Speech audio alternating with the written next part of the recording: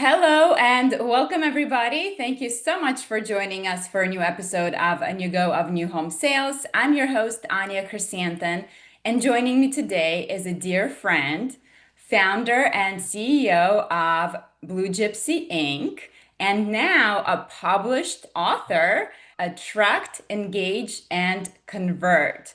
Welcome to the show, Leah Fellows. Hey, yes, attract, engage, convert. I finally did it. I finally wrote a book. Well, Long overdue. congratulations to you on that. What an accomplishment. It's really, really exciting. So, for those listeners who may not know who you are, would you mind giving us a quick introduction of who you are and what is it that you do? Sure. So my name is Leah Fellows, like Anya said, and I've been in the building industry for nearly 20 years now. And most of that time has been spent in the online sales counselor world. I did briefly begin on site as an on-site sales assistant, and I did everything but write the contract when I did that. And then I kind of fell into the whole role of an online sales counselor back in 2007. And from there, it just kind of became a passion to me. And so I worked the role for many years. I started out my company, Blue Gypsy Inc., in 2010, where I started as a remote OSC, but quickly became a trainer. And so for over 10 years now, I've been working as a trainer in the new home building industry, training online sales counselors, growing programs, helping people hire, audit, improve. And so that's kind of where the background for the book came from. Yes. So before we jump into your book, which is going to be the topic of today's conversation, tell us about those early days of OSC because you were really boots on the ground before OSC was really a thing, as you like to say. Yes. So, what drew you into the role and what were the early days really like?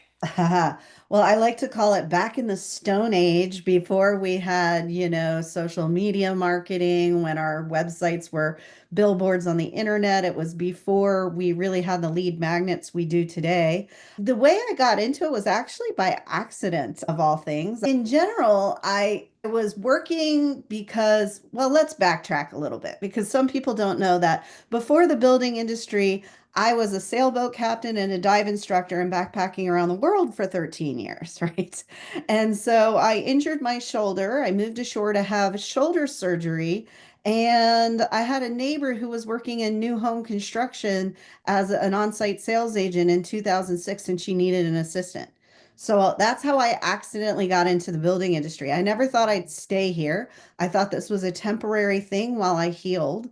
But then I met my husband. So I decided maybe I don't want to go out on a sailboat again. I was originally going to do that. So, uh, like I said, I started as an on-site and then I got my real estate license thinking I was going to be an on-site sales agent. I was interviewing for a job with a builder and the phone was ringing off the hook. They said, "We just lost our online sales counselor." Again, 2007. I had no idea what that was, but I didn't know that neither did they. Right? They were new to it. They had someone and it didn't really work out. And so when they explained to me what they thought an OSC was, I said, "Well, why don't you put me in that role temporarily while you look for someone who really knows what they're doing and I can learn your company before you're ready to put me out on site." Well, for anyone that's been in the industry for a while, they know what started happening in 2007, 8, 9. Things started to change. And I started realizing early on they didn't know what this role could be. So I started creating tracking around it. I started looking at how many appointments I was setting. And when I started showing my work, which the previous person did not, they're like, "We don't want you to leave this position. We want you to stay." So for 3 years, I navigated that role, built it up from scratch. And at a time when OSCs did 20, maybe 25% of overall sales, because again, we didn't have this digital ecosystem we work in now. I was doing 32% or more of overall sales. So that was really kind of impressive back then. In this day and age, we're like, 32, but back then that was a big deal. And so when I started working and training pre-COVID, OSCs I was training were doing 35, 45% of overall sales before COVID hit. So using the techniques. So that's kind of how I got started. That's how the beginning of this journey into the world of online sales and really kind of pioneering it, figuring out all the ins and outs of it, and really watching it grow and change. I mean, over 19 years, it's grown and changed. And I've had to change with it. I've had to change some of my preconceived notions and have really helped craft it into something that helps builders move the needle forward with their customer experience and their sales. So, So what I'm hearing you say is really that in the early days of OSC role, it was more almost like an administrative role, right? Like you were almost like a receptionist in a way, versus now it's really somebody who is driving a lot of sales for new home builders. well, I don't think it was ever a receptionist. I think builders thought it was. I don't think builders knew what it was. I don't think we were ever a receptionist in that sense. But it was funny because they did think, well, anybody answering the phone could do what I did. But that Mhm. wasn't true because you had to have certain qualities and certain ideas and ways of doing things. And even before the building industry, I was in other sales roles, Mhm. whether it was selling training, selling scuba diving, selling drinks. I was a bartender for a long time. You learned how to upsell for anybody who's worked in the restaurant industry. You learn how to upsell and you learn how to sell. But I even sold fine art in an art gallery where I had to go through Zig Ziglar's training and reading and stuff like that. So there were already a lot of sales skills that were involved even in the early days, but I don't think people really understood it and what it could do. So, yeah. So oftentimes when you talk about the sales skills of an OSC, I hear you refer to this person as a unicorn. Yeah. So can you tell us what makes somebody truly great in this role? And what are some of the biggest hiring mistakes that builders make today? Well, I think that's a great one because I help builders hire OSCs all the time. And for those that don't utilize someone who knows what they're looking for, sometimes you get the wrong butt in the wrong seat. We say that.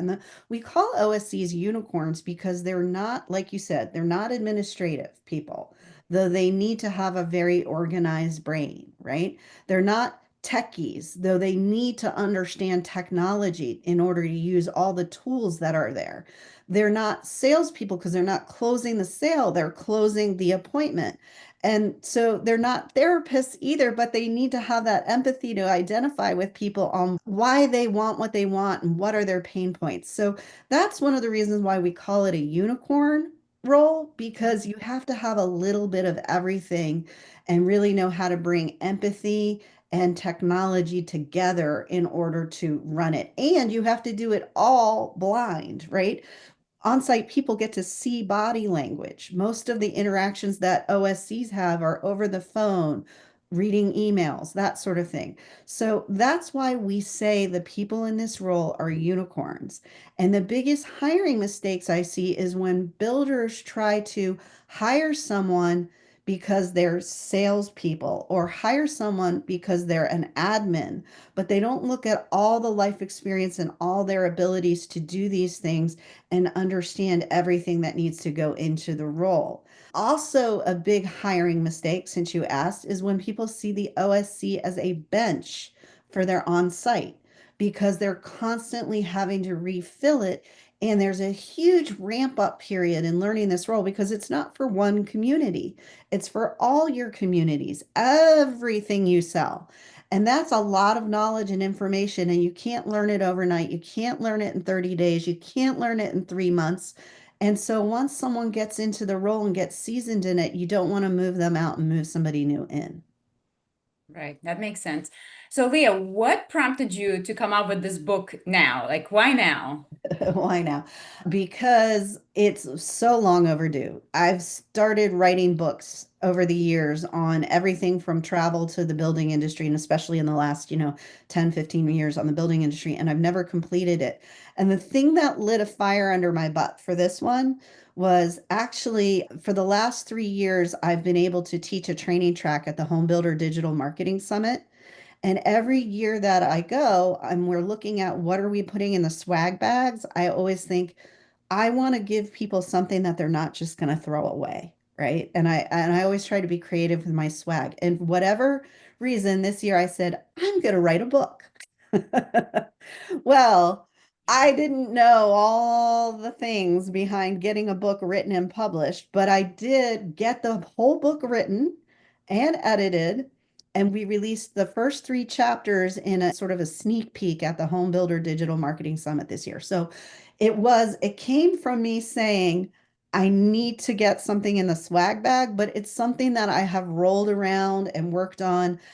I jokingly say I wrote it in 10 days because I did when I finally sat down and focused on it, but it was from writings I had written for many, many years. I pulled together blogs and pieces of content that I give to my customers all of the time, and I organized it into a book that just made sense for the building industry because nothing like this has been written in over a decade for this little tiny niche of online sales. So, yeah.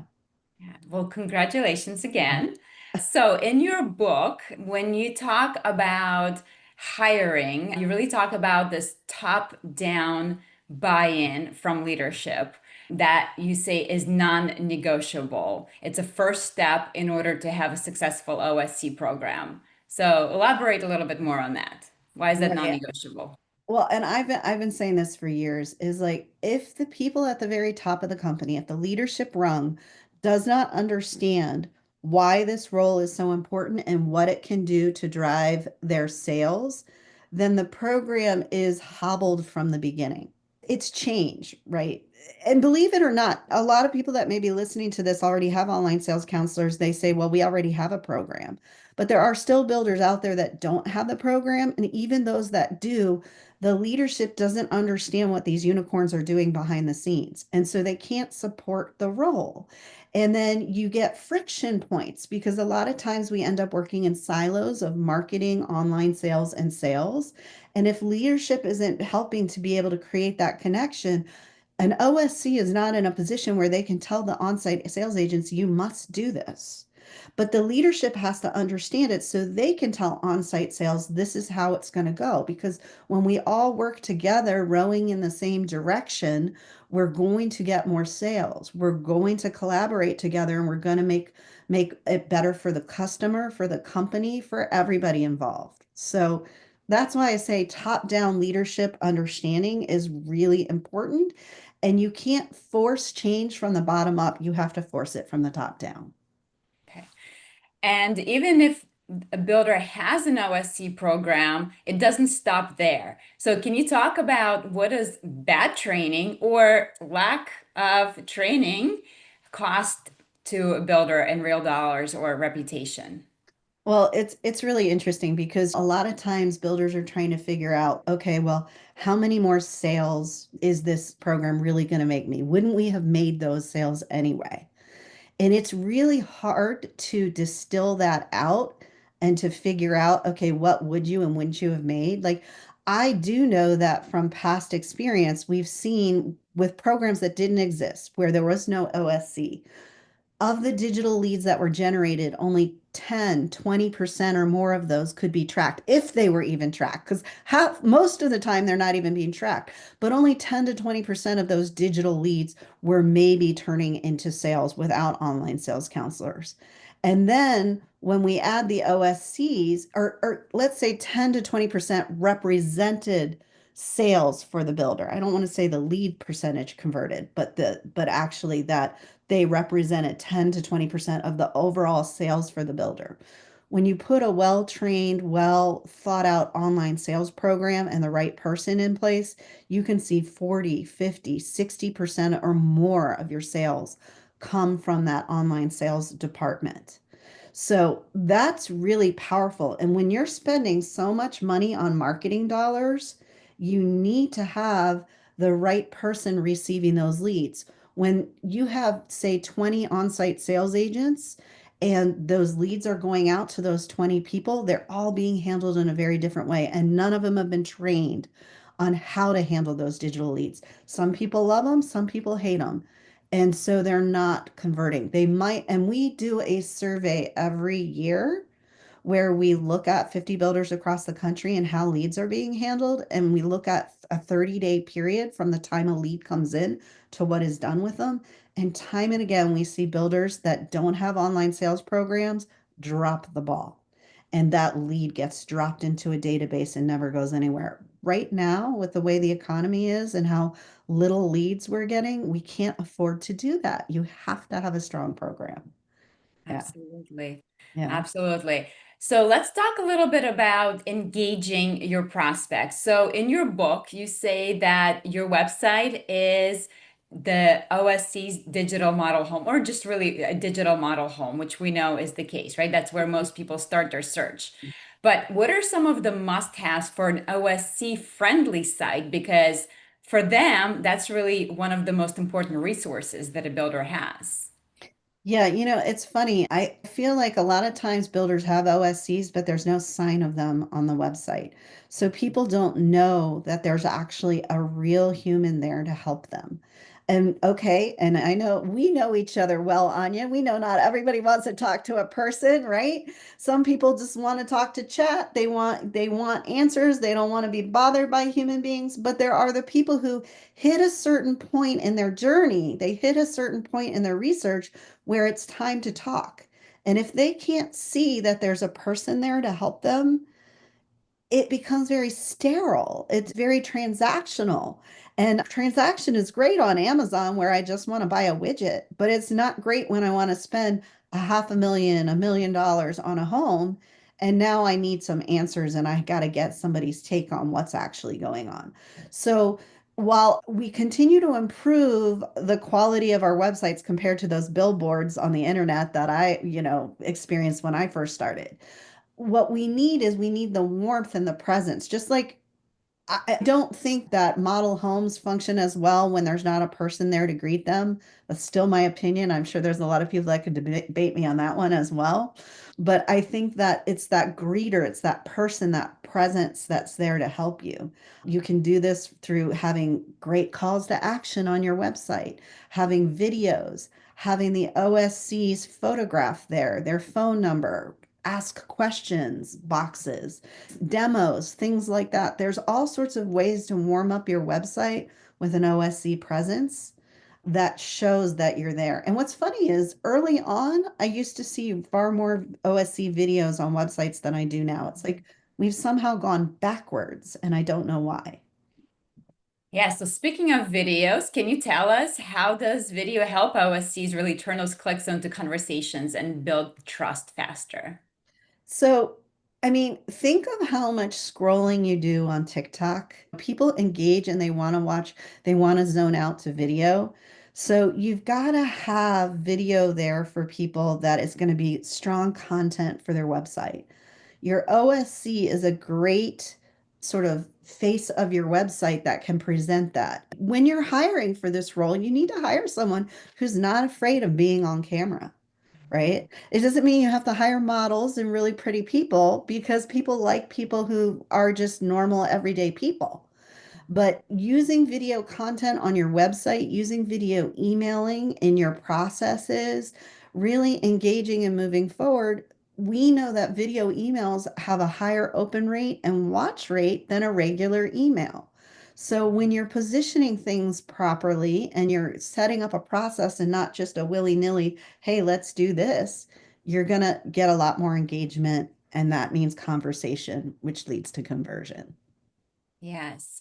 Now, Leah, you're also a big advocate for removing gated content on your website. Oh, yeah. So, can you talk a little bit about that? Why does that approach actually hurt more than it helps? Because look, in this day and age, people want information and they want it quickly. When we put up a gate and we ask them for their information, they stop short. How many things have you filled out, Anya, on the internet and you weren't ready to give your information yet, or you wanted to go check something out and it immediately wants your info? Do you stay or do you run away? Run away. See, and why do we think that the people who want to check out certain aspects of our website want to give us that information? You need to make the calls to action something that they want to give you, not something they're required to give you in order to see information.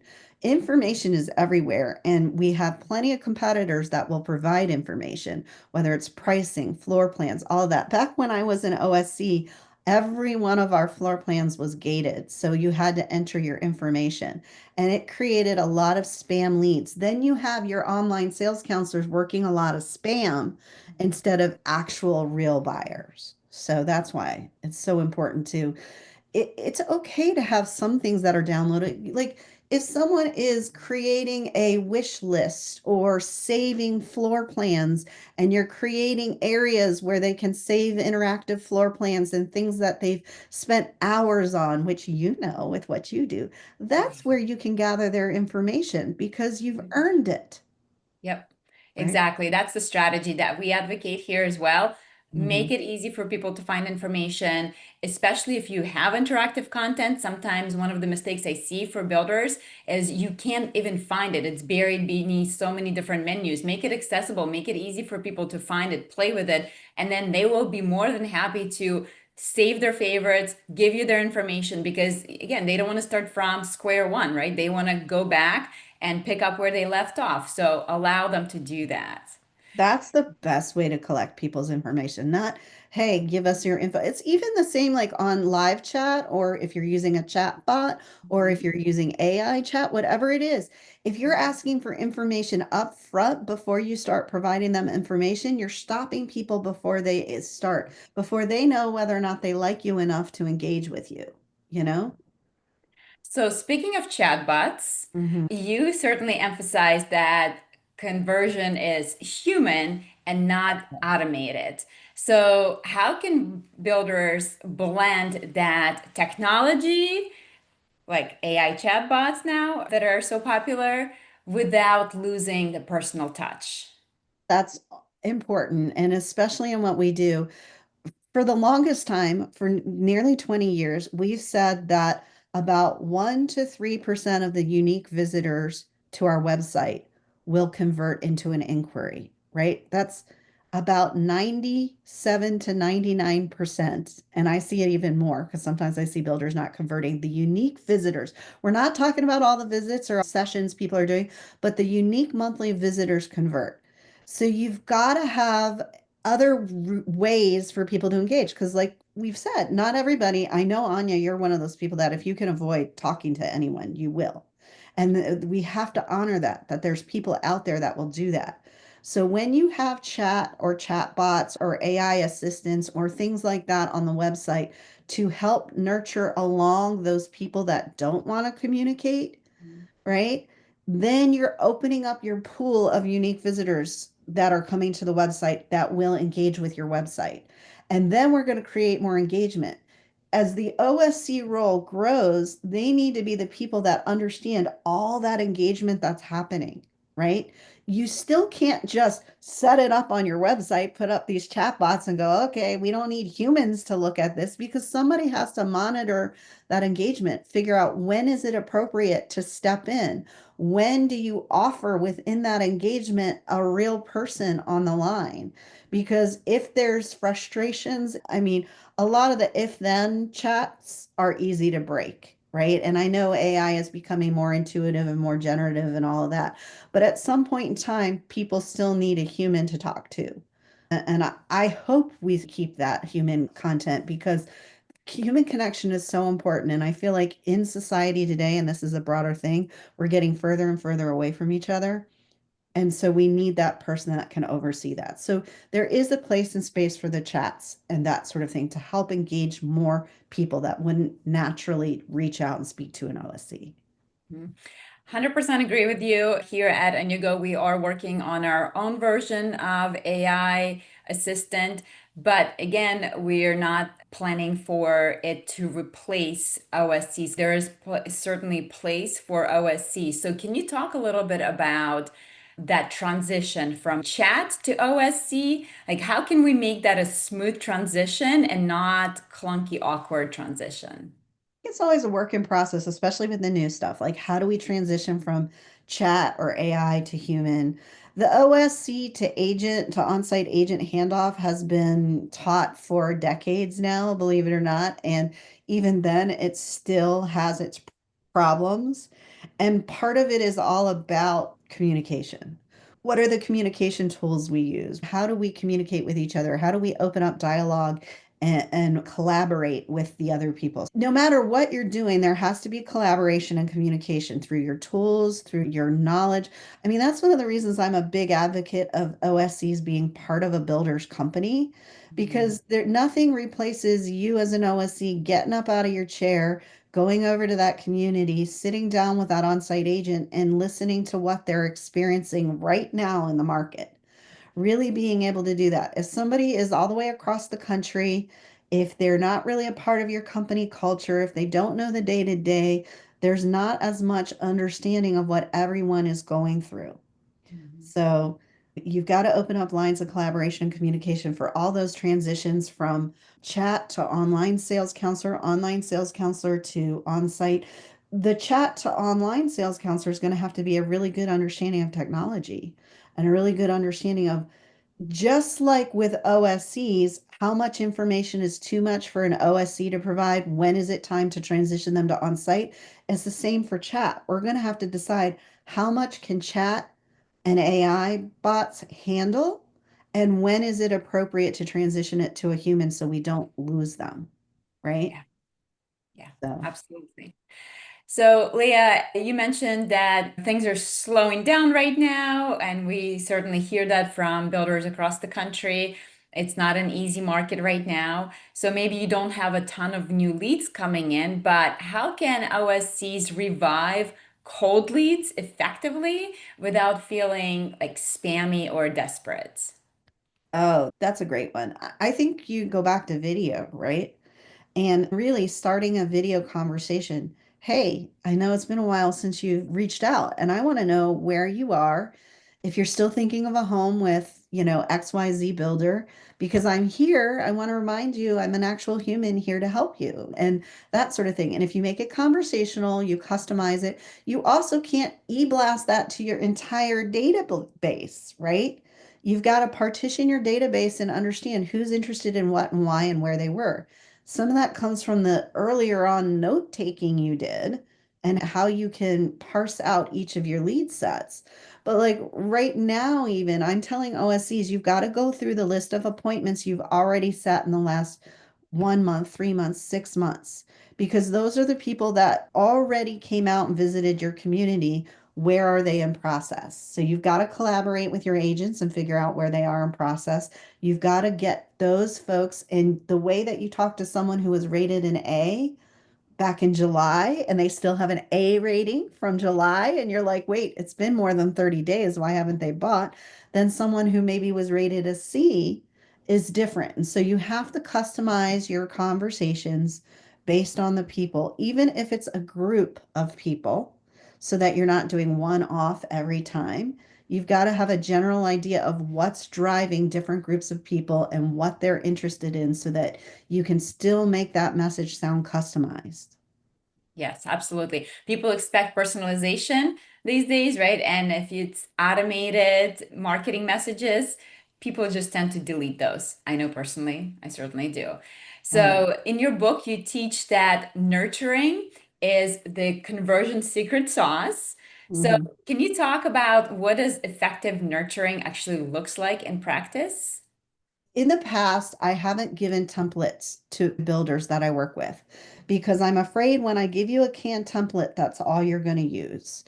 And recently, I have started creating some general follow-up processes that I give to builders. The general follow-up process I've always worked on with the OSC. And then I started to find that some of the OSCs would take them off the general when it no longer applied, but they weren't putting something behind it. I've always said you still need customized follow-up after that. There always has to be a next step, but whether or not they were doing it was not really apparent with some of them.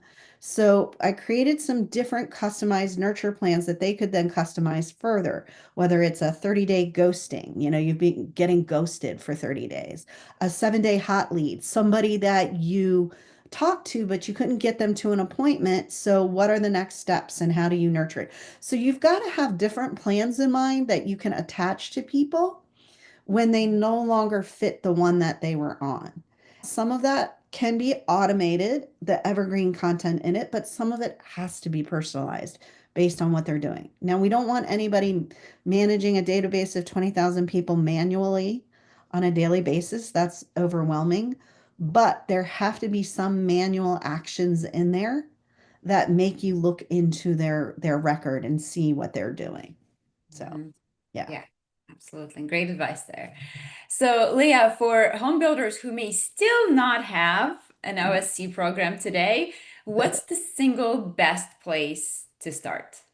Well, I mean, I'm not trying to be cocky or anything, but just like talk to me because I give free advice. If I got paid for all the free advice that I ever gave compared to like what I actually get paid for, I'd be really rich monetarily. I'm really rich spiritually because I do give my time all the time, right? I give my time away for free all the time because I'm more than happy to talk people through. And I try not to sugarcoat stuff. If I think you're doing something wrong, I'll tell you because I don't want you to keep making the same mistakes. Life is too short, right? I think it's better to have someone you can trust that'll tell you like it is than someone who's just trying to tell you what you want to hear to get your business. So I'm a good place to start. You know? Definitely, guys. If you don't have an LC program, if you're looking for somebody in-house, Leah can take care of that for you. She'll find the perfect person. She'll interview them. She'll train them. So it makes it really, really easy. Now, I know the answer to this question already, and we've talked about it throughout our conversation today, but you do end the book with conversion is human. So, what does that mean to you personally after training hundreds of OSCs? We've hit on it that humanity is important. If I could say that treating everybody like an entire human being and not just what they want, we're here to solve problems and we're here to understand why people want what they want and why people are motivated to buy a new home and how can we help connect them. It's almost like being a matchmaker, but a matchmaker of families to homes instead of, husband and wife or partner to partner, whatever it would be. And I just think that at the end of the day, we have to approach this with our humanity and how we're going to help. I don't know. I'm a person that believes in service to the community. So I feel like you can't have service without humanity. So Well, that's great advice. Leah, if somebody wants to pick up a copy of your book, where can people find it? So tell us also where can people learn more about your company and connect with you personally? sure. Well, my company is Blue Gypsy Inc. So the website is bluegypsyinc.com, and that's INC, not INK, like the tattoo parlor, right? So it's bluegypsyinc.com. I have links out to about the book out to Amazon. You can find it on Amazon. It's called Attract, Engage, Convert. So you can find it there. And you can find me on my website. You can find me on LinkedIn. I do have a Facebook business page too, but I think most people find me through LinkedIn and that sort of thing. So, And I'll be sure to link all of that in show notes to make it easy for you guys to connect with Leah and get her new book. Now, Leah, before I let you go, was there anything that I didn't ask you today or you think is important for our listeners to understand about any of the topics we discussed today or anything else? well, I think it's important for you to understand that it's easy to say I need an online sales program, but it's not as easy to make sure you set it up for success, right? And when you set up a program or you're running a program that's not optimal, you're doing a disservice to your company, your clients, and you could be causing more damage than good. So it's important from time to time to audit a program. So not only do I help builders set up new programs, but we audit existing programs to figure out where there's opportunities for improvement. You can't just set it and forget it. If you've had a program running for years and years and years and you're not checking on what's going on, there could be a lot of things going on behind the scenes that you don't realize. For So, sure. so I think that's really important as well.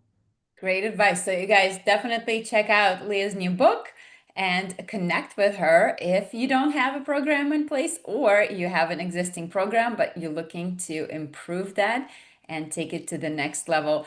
Dear Leah, thank you so much for being here today with me. It's always so enlightening talking with you, and it's always my pleasure. And I look forward to seeing you in Denver in a couple of weeks for the NHB Fall Leadership Meetings. That's right. That's right. I'll see you in Denver.